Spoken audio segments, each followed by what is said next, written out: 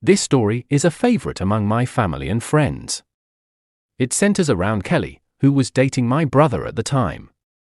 Kelly was looking for her first apartment to move out of her parents' house.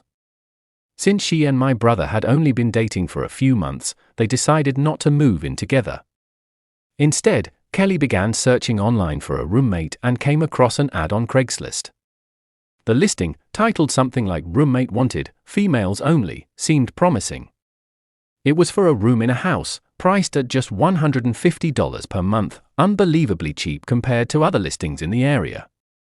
The ad described the occupant as a 27-year-old college student who preferred not to live with men. The setup included a private room and an attached bathroom for the new roommate. However, the ad only included a single exterior photo of the house. Kelly emailed the poster expressing interest, and within 25 minutes, she received a reply with details and a time to visit. The occupant claimed to work late hours and asked Kelly to stop by at 9 p.m. When Kelly arrived, she noticed a handwritten note on the front door broken. Use back door. The house looked decent but slightly neglected, tall grass, dusty windows, and an overall unkempt vibe.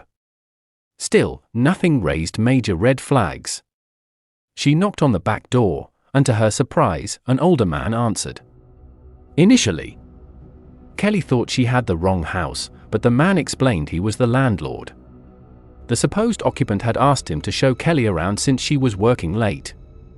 Despite his unkempt appearance, he looked to be in his 50s, unshaven, and possibly living out of his car. He seemed polite and invited her in. Once inside, Kelly noticed only the kitchen light was on, and the house was eerily empty, no furniture, no signs of anyone living there.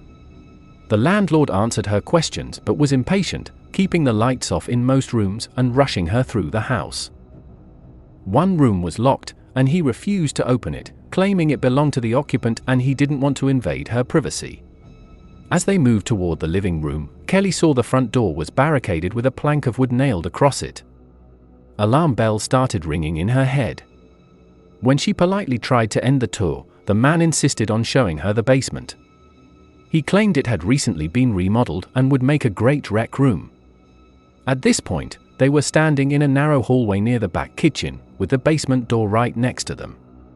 The man opened the door, which swung outward, partially blocking her path to the back door. The basement was pitch black. With a smile, he gestured down the stairs and said, "Ladies first." What happened next was pure luck. Kelly's phone buzzed with a text just as a random car pulled up outside the house. Thinking quickly, she pretended to take a phone call. "Hey, are you here?" "Great, I'll come around back to let you in," she said confidently. Using this as an excuse, Kelly squeezed past the man and walked out the back door. Once outside, she sprinted to her car and drove away as fast as she could. When she got home, she told her mother and my brother everything. The police were called, and an investigation began. By then, the Craigslist post had been removed. It turned out the house had been foreclosed and abandoned for over 5 months. When the police searched the property, they discovered horrifying evidence. The locked room where the landlord had refused entry was where he'd been staying. It was filled with dirty blankets, rotten food, and empty gallon jugs.